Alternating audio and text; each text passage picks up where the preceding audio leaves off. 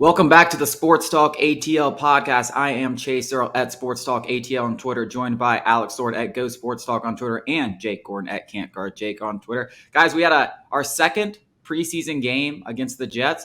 And I thought, I know things got out of hand in the second half when we put in the third stringers and stuff and had Felipe Franks playing quarterback, which is something we'll talk about, has to end.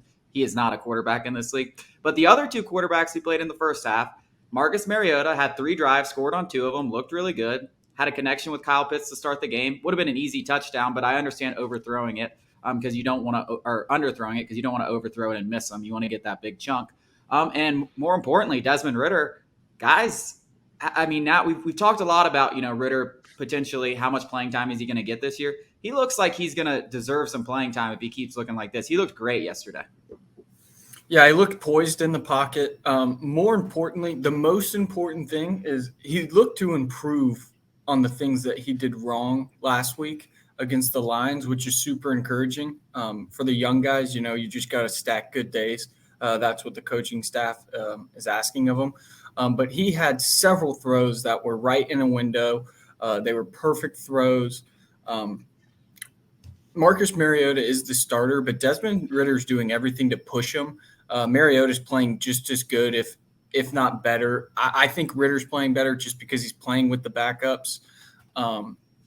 But Mariota's not doing anything to lose the job, but Ridder is doing everything to push this quarterback competition to being an actual competition, though we know Mariota is the starter.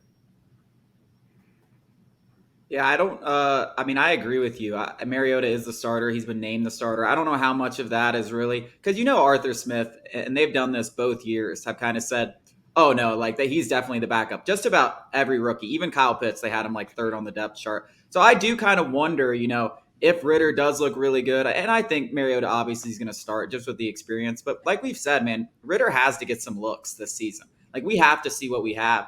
And if he's looking that good, and if it's that close, eventually they're going to be like, all right, Ridder, you're going to play. Like if it's that close, you're going to go with the rookie because we know what Mariota is. It's nice to think, hey, maybe we could win 6-7. Maybe we could sneak into the playoffs with Mariota playing and that experience. But the reality is we're not making the playoffs.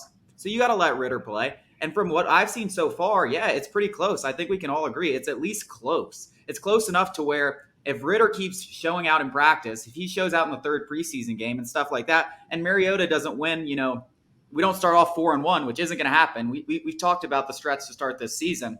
We're going to start off probably 1-4. If Ridder keeps looking good in practice, he's going to be starting by week 6. It really doesn't matter what Mariota does because we're not going to win games, and we know Mariota is not going to come out and look like an MVP. So, I think if Ridder looks good in practice, he's going to start eventually this season. There's no way.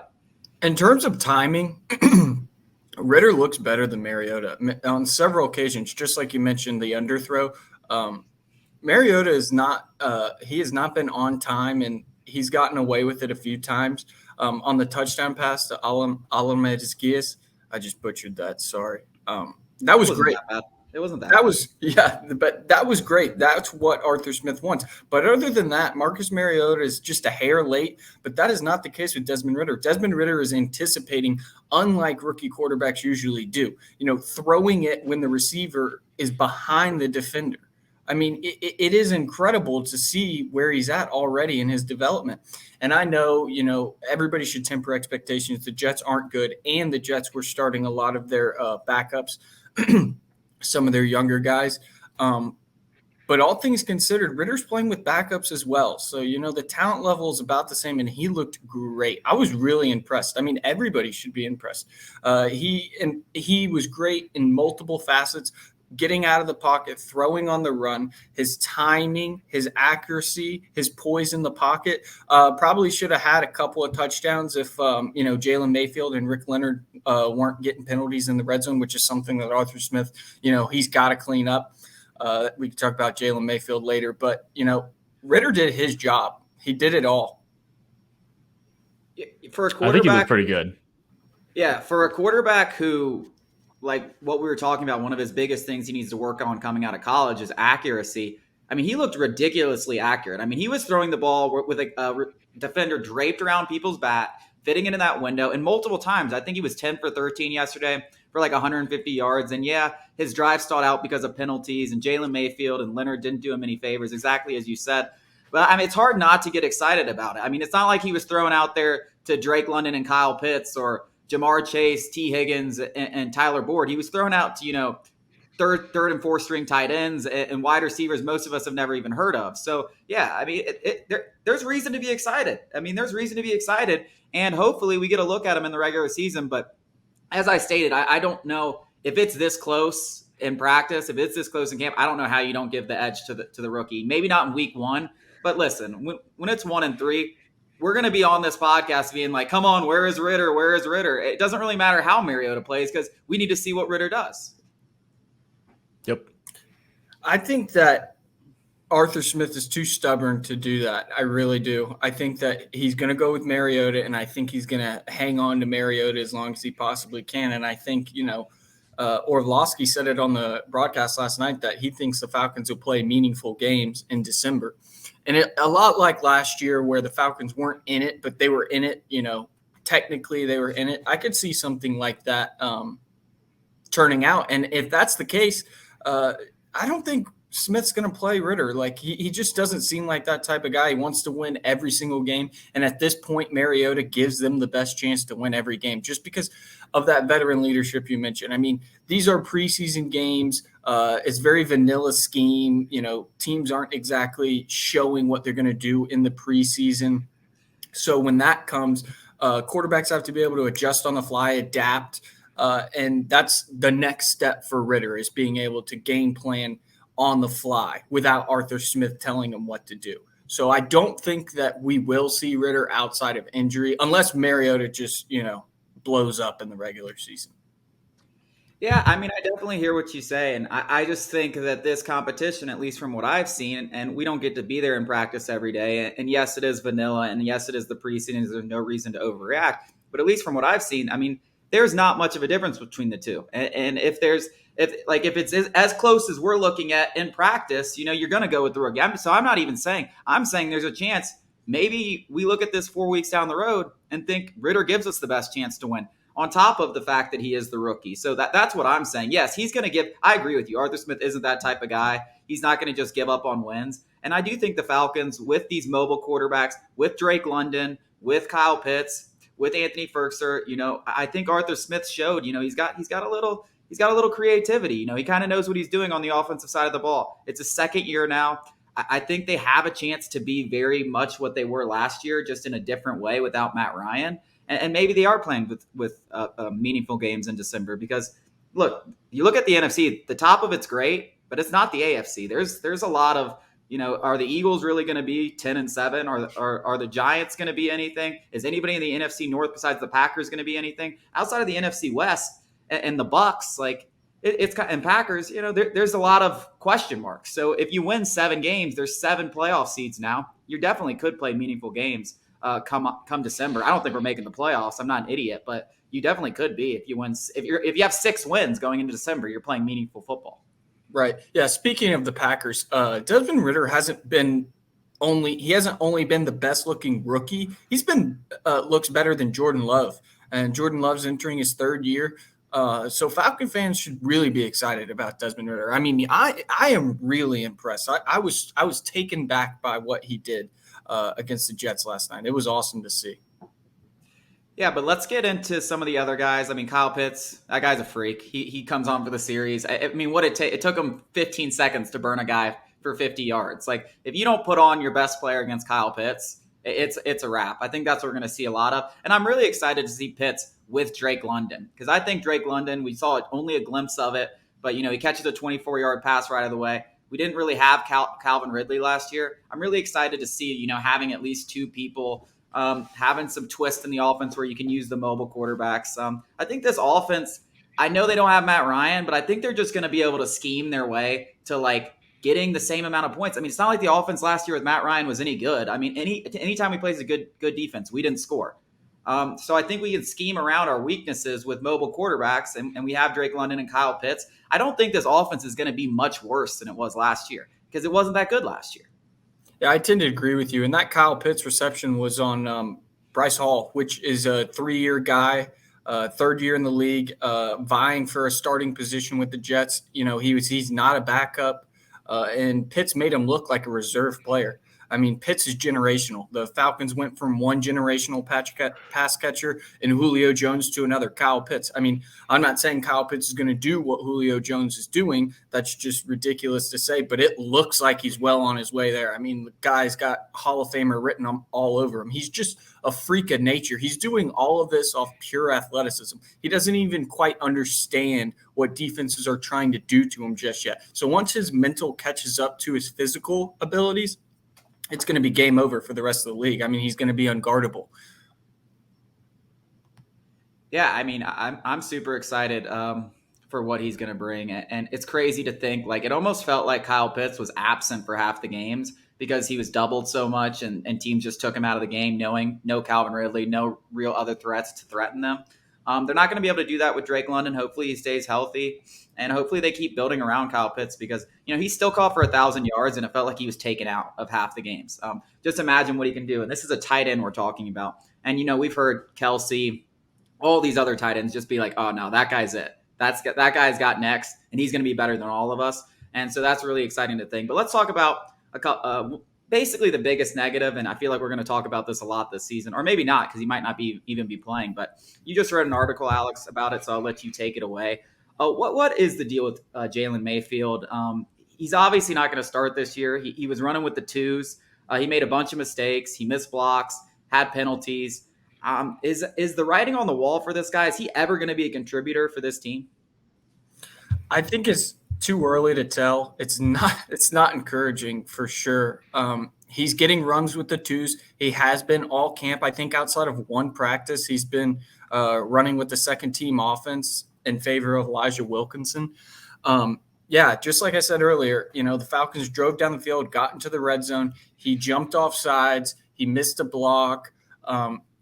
And his run blocking isn't bad. It's probably a little bit better than average, but he's just so bad in pass sets. And I don't know if it's just a technique thing. I don't know if he's in his own head because he surely sees the stuff that people are saying. And, Falcons fans are relentless when it comes to Jalen Mayfield, calling, for them to cut him. I mean, guys, he's played one full season in the NFL. And I'm not saying he's going to become, a viable starting option. I don't know. But it's far too early to have that knee-jerk reaction. And I say that because there's nobody on the depth chart behind him that really deserves the roster spot over him. The depth isn't there for the Falcons to cut Jalen Mayfield in favor of, Justin Schaefer. Well, Justin Schaefer is going to make the team, but he didn't even look very good against third stringers, let alone second stringers. So, I get all the disappointment. He hasn't developed. He hasn't done anything, but he's not going to get cut. I don't think he will, just because there's no very good players behind him to take his spot. Yeah, I say dumb crap all the time, like during the games. Like pretty much my whole account is just a troll job. So obviously, anytime Jalen Mayfield makes a mistake, I'm going to say cut him. But I agree. I mean, first of all, like he's switching positions. Like he's only in his second year. We have no one to replace him. He's going to be a backup. Maybe he'll probably, and like as a backup, dude, someone across the line is going to get injured. He's going to get some starting reps here eventually, and hopefully he's better. Now, next year when the Falcons have a bunch of money and they spend it in the trenches and stuff like that, the writing's going to be on the wall. I think next year is really when you look at it, and it's like if he doesn't improve, he's going to be gone before the start of next season. But this season, we don't really have anything. Jake, our resident Georgia Bulldog, tell me your thoughts on Schaefer. It's the same thing I've said since the beginning. They took the wrong one. I don't know why. Jamari was right there on the board, and he's been fantastic for LA. So what do I know? I've only watched every snap for the past 2 or 3 years. So isn't it annoying when you watch a team and you've watched a guy play and he just goes out there and he balls out? Like he's just an amazing athlete in college, and for some reason he drops all the way to the 5th round. It's like I just watched this guy dominate the number 2 overall pick for 4 quarters in a college football playoff game. And he can't, and he's not good enough to not at his natural position either. By the way, yeah. Not a left tackle. He's a guard. And so, I mean, it's the same thing, and I can point to a million examples. But Tyrann Mathieu, that guy just went out there and just and I know he had some off the field issues, but no one was even talking about him as a first round talent. Oh, he's too small, dude. He just dominated all of college football for 13 games, almost won the Heisman, was making play after play after play. And what do you know? He turns into one of the best safeties in the league. I mean, having borderline a Hall of Fame career. It's just like, what are teams doing? Like, some of this stuff, I feel like, is just so overthought. Like, maybe there's this group thought that it's like all these, one GM said this. Oh, yeah, that must be true. And then it creates these narratives. And next thing you know, a guy's going in the fourth round or fifth round. And it's like, oh, man, his hands are too short. It's like, dude, he still dominated college football. Like, look at the tape. He's really damn good. And you look at the teams that are successful, it always seems like the Ravens. Like, they just go out there and it's like, oh, man, he ran a 4.6 40 instead of a 4.4. Oh, but he was also like the best safety in college football. We get him. And he turns out to be really good. It seems like it's really simple and teams just overcomplicate it all the time. The NFL GMs are the dumbest smart people in the world. Yeah, the Falcons have that groupthink inside the building. You know, they've been very outspoken that, you know, whenever they have discussions, everybody has a voice. And, you know, that's valuable in some circumstances. But as we're seeing right now, it's not valuable in others. I mean, the Falcons, it's early. It's far too early in the regime to, you know, say one way or the other. But it seems they've missed on 3 offensive linemen: Jalen Mayfield, Drew Dahlman, and Justin Schaefer. And again, it's far too early. Drew Dahlman actually looked much better than Matt Hennessy in their respective preseason starts. But just don't overthink it, just like you're saying, you know. Just pick the best guy. Yeah, you don't have to think about it's another case. Changing Trey a right tackle to a left guard. Like, yeah, I mean, Trey Smith's a guy that I was thinking of too. It's just like, I get he had medicals, man, but when you're this bad of a team, why not take that chance on a guy with medicals? Who gives a shit? It just doesn't make any sense. It doesn't make any sense. Like, and it's just crazy because we haven't been able to draft an offensive lineman or defensive lineman for a decade. I mean, pretty much all the good ones, except for like Jake Matthews, has come from free agency. I mean, it's unbelievable. Chris Lidstrom, and that's it. Yeah, and you'd think that like at a certain point, you just start taking flyers on guys in the late rounds that have upside. Like, oh man, maybe this guy could be good, and like maybe you hit the jackpot. But it's like we never do that. Instead, you're drafting like guys who could be on special teams, or like a 6th round wide receiver in Frank Darby, or a 7th round running back that's cut. It's like, man, F that. Give me something like a lottery tick. I don't care about this guy who clearly is never going to be a substantial impact player in the NFL. You're drafting him to be a special teams guy. Like, it's just like, what's the point? We're not that good. We're not good enough. So jealous of the Ravens. You look at the Ravens and it's like, oh, they just draft like good players. Like, oh, that guy was good in college. Let's take him. And guess what? They've won 3 Super Bowls in the past 20 years. Yeah. No, that's exactly it's crazy. I know. That's exactly what I brought up. It's crazy. Yeah, and it's been the same draft strategy, like organizationally. Ozzie Newsome did it, and then they just passed it on. And it's like, yeah, we're just drafting the best player available. Like, who gives a shit? I don't care if his arms are a little short, or he ran a second slower at the combine. It doesn't matter. But let's move on to the defense side of the ball. Talk about the few things that we like to see. Alex, Taquan Graham. He could actually be the running mate for Grady Jarrett that we've been looking for. And that's surprising because he was a 5th rounder. It'd be nice to hit on him. Yeah, he's actually looked really good. And I don't think it's overzealous to say he will be the starter next to Grady Jarrett and probably Anthony Rush in those base defenses. He's quick off the ball. He looks a lot like Grady Jarrett. He swims very quickly. He's just fast off the ball. Against the Lions, he had so many different plays that could have resulted in negative plays. You know, it was a play action pass. They didn't hand it off, but he was right there at the running back. So you saw a lot of those against the Lions, and they were fewer and far between against the Jets, but he's still impressive. Just like you said, 5th round pick. He's definitely going to beat out Marlon Davidson, who's still dealing with an injury, who's, probably never going to bring up next. Yeah, I was going to bring him up next. Unfortunate. Everyone was excited about that pick. I can't even say anything. I love that pick. I thought it was a great pick. Yeah, so did I. I mean, shit, the guy ran over people at Auburn. I mean, he's an absolute beast. He looks the part. I got to stop looking at these guys because I fall in love with how they look, and they end up being Vic Beasley and Marlon Davidson. But Marlon Davidson, I think a lot of it has to do with injuries. The guy just can't stay healthy. He has a weird COVID year. I mean, but at the end of the day, he wasn't drafted by this regime. And, I mean, he might get cut. who knows? Well, you look at somebody like Timmy Horn, who's been playing well, and who's the other one from Derek Tangelo, or however you say his name, from Penn State. Those guys are playing really well, and they might cut his ass for one of those undrafted free agents. Yeah, Jalen Dalton's another one who's been playing really well. Could play that right end, left end. I also wanted to talk about D. Alford, who has just been making plays. He had an interception against the Lions. Again, came up big against the Jets. A few open field tackles, a pass defended. He's going to make this roster, and he's going to push Isaiah Oliver for that starting nickel spot. He's looked great. He just looks like he's playing faster than all the other guys, which is crazy for a guy like that. He played in the CFL, a very unorthodox route to the NFL, but nonetheless, impressing. Love him.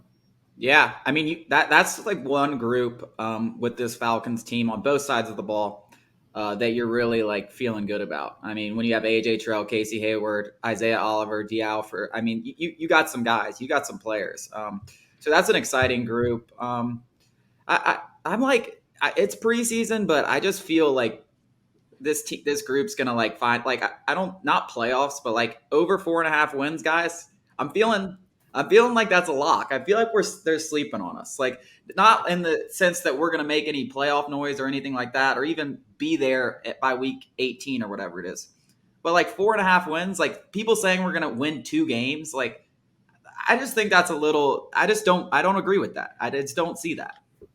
I think the Falcons, like last year, obviously they beat up on all the shitty teams. They literally just beat bad teams, and they did not beat a single good team. Like every single good team they played, they got absolutely smoked. I think they'll punch up a little bit this year. I think they'll show some frisk against better teams. Well, they better, because the first 7 weeks of the season are all against significantly better teams. So if they don't punch up a little bit, if they lay down like dogs or whatever the hell, like cats, I don't know. What was it? Dallas and New England. That was a combined 59-3. Remember, you were way worse. It was like 80-6. No, it was 43-3 in the Dallas game, and then I think it was 31-3. Yeah, it was. It might have been 31-0. I think New England shut them out. It was something. Yeah, I think it was. Yeah, I think it was 0. It might have been. I was supposed to go to that game, and I'm so glad I didn't. Oh, I was there. Like I went to every game last year except for one. And can you predict the game that I didn't go to?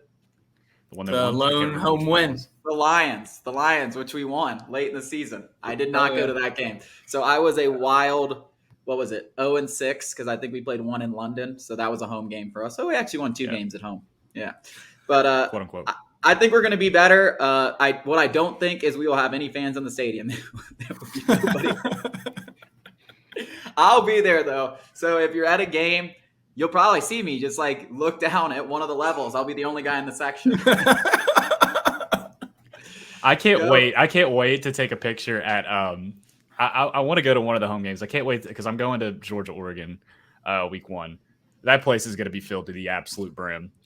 I'll get a good picture of that. And then I have a picture of the Peach Bowl, which was Michigan State and Pittsburgh. The Falcons games are so empty. Yeah. The Falcons games are so empty that I get my roommate's ex-girlfriend to Photoshop my tickets to like the 50-yard line, and I just go up and show them it. And they never is it a problem. Except the only time I went with Chase to a game last year, it didn't work. Well, it's because we tried to get in the Delta Club. We tried to get in the Delta Club. I was being a little overzealous. Like I wanted to be club level, and you have to just go on the 50-yard line side that isn't club level because they don't give a shit. The Delta Club where you're like getting food and shit, like it's a little different. But before we move on, I just want to talk about Jared Bernhardt for a little bit. Former lacrosse star, you've heard about him. Everyone's going to talk about him, especially if he makes the roster. When he makes the roster, I've been on this train since the very beginning of the offseason. I love this guy. I'm going to try and get him on the pod. We have mutual friends. He's just been showing up and showing out. Do you want to make out? I do. This guy he's just a beast, dude. And he's come through an unorthodox way, wins a national championship lacrosse. Instead of playing his 5th year lacrosse, he goes and wins a D2 national championship as an option quarterback. This guy's got grit, dude. This guy, everybody should love this guy. And he's obviously a freak athlete. He's obviously a freak athlete, too. Yeah.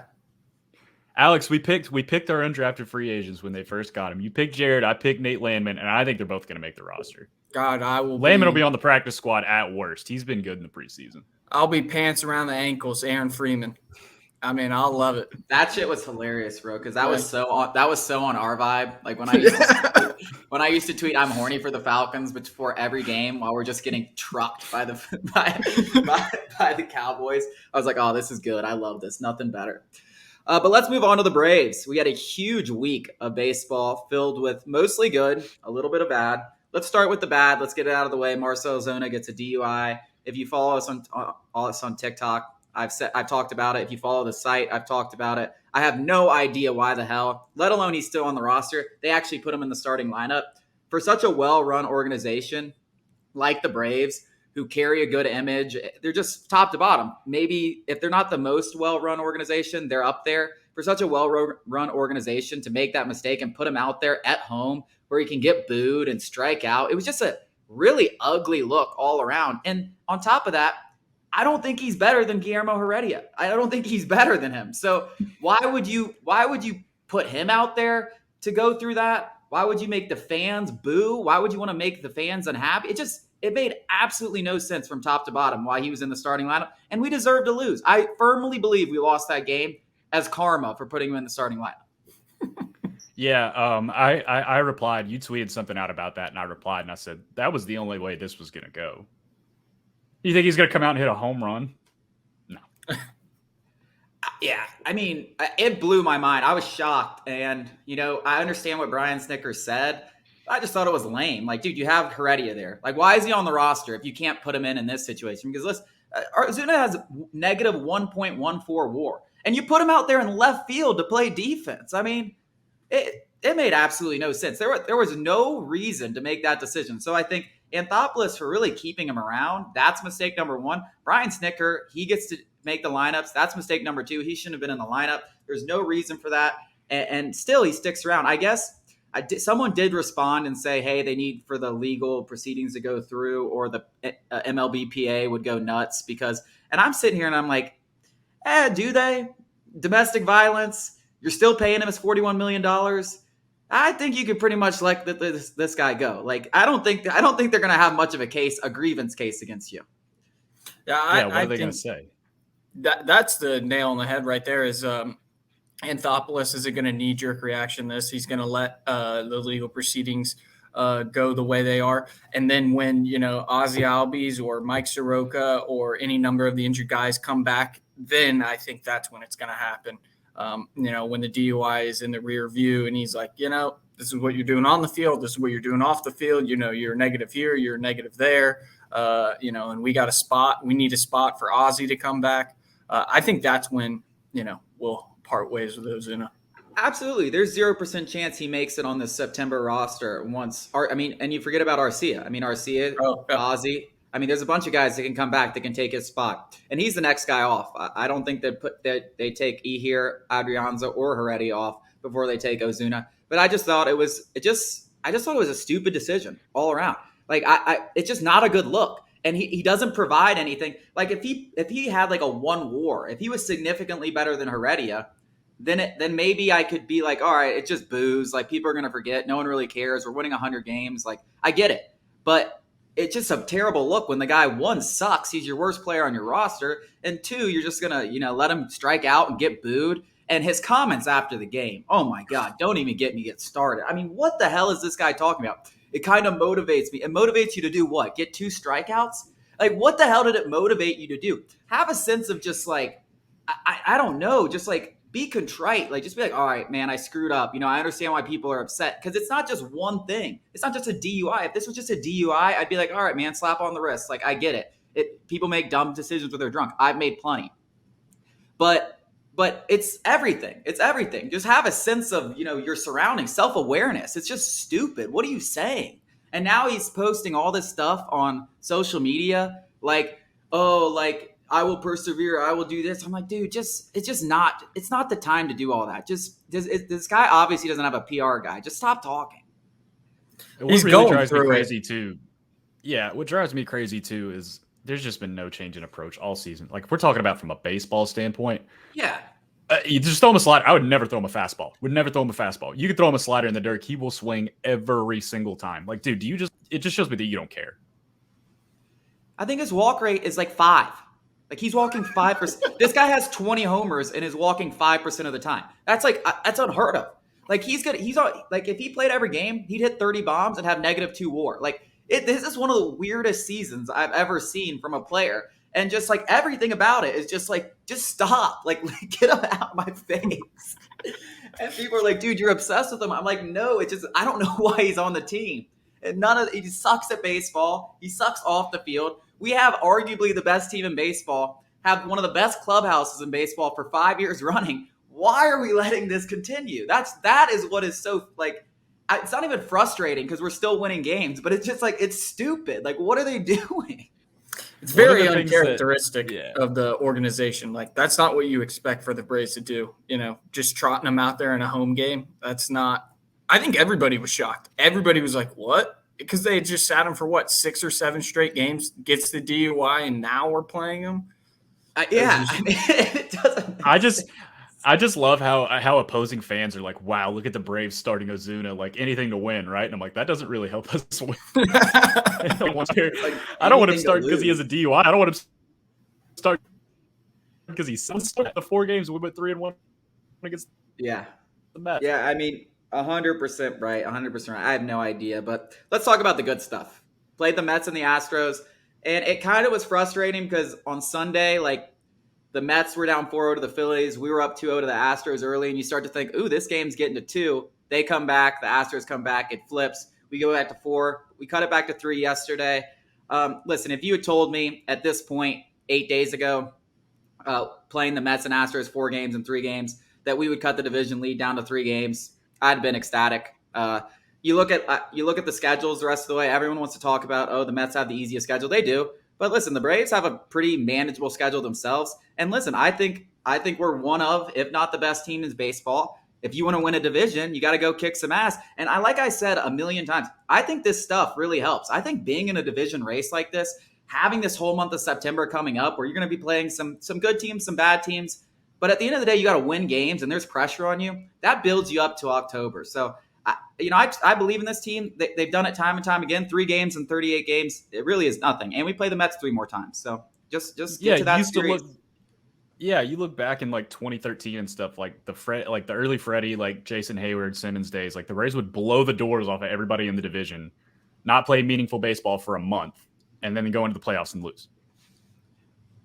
Yeah, I mean, look at the Dodgers. The Dodgers blow the doors out of their division almost every year. I mean, last year they're up like 20 games on the Padres who are in the wild card race. Yeah, they blow the doors off of the division every year, and guess what? They come out and lose. And I mean, you just look at teams that have won recently over the last 10, 15 years.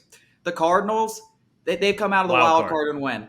The Washington Nationals didn't win the division come out of the wild card. They were just the hottest team coming down. Us, hottest team coming into the playoffs. I mean, it's time and time again. Red Sox have done it.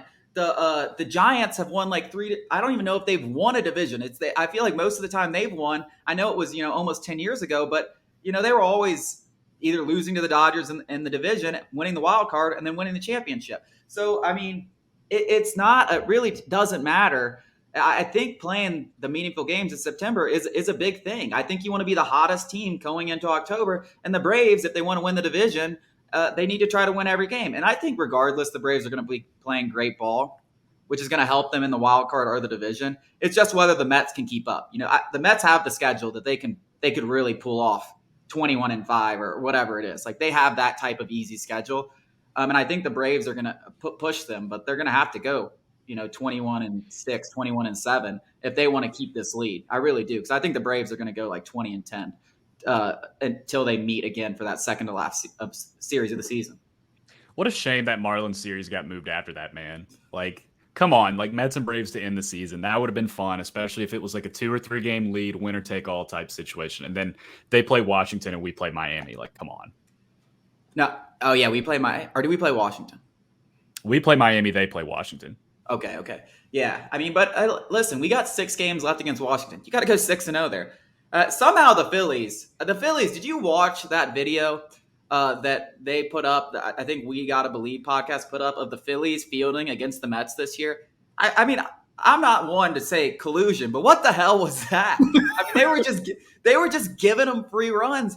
They had to have 20 errors against the Mets this year, and they went 6-13 against them. 6-13 against 0-9. 0-9 when Nola and Wheeler started. 0-9. How is that possible? That is one of the most amazing. That's just not winning baseball, man. This is why I say, dude, you're lucky, bro. This is why I say, like, there's some things that are just lucky. There had to be something going on with Nola and Wheeler those days for you to go 9-0 against them. Like, they're just two of the best pitchers in baseball. And you got to give the Mets credit for winning some of them. But 9-0, that, like, you couldn't play 9 games. The odds of that, the 9-game parlay to hit on that would be like 1,000,000 to 1. If you bet a parlay every time the Mets play Nola and Wheeler 9 times that they would win all 9, you could get great odds. That might be like at 1,000,000 to 1 parlay. We should do the math on that and bring it up next podcast because that's unbelievable. I just, like, I watch the Phillies play, man. They just don't move me. Like, you really think a team like that's going to win in September? Just the back-breaking errors constantly, like, just at the worst possible moment. Your fucking third baseman's just going to gyrate and throw the ball into the stands. Yeah, sure. Well, this is what pisses me off, though, is like, yes, I agree. There's 0% chance the Phillies win a championship. 0. The odds are less than 0. They're -5. Like, I don't care what Fangraph says, it's 0. The thing about it is, though, if you get in a 3-game series with these frickin' scrubs and you have to face Nola and Wheeler, like, you have a chance of losing.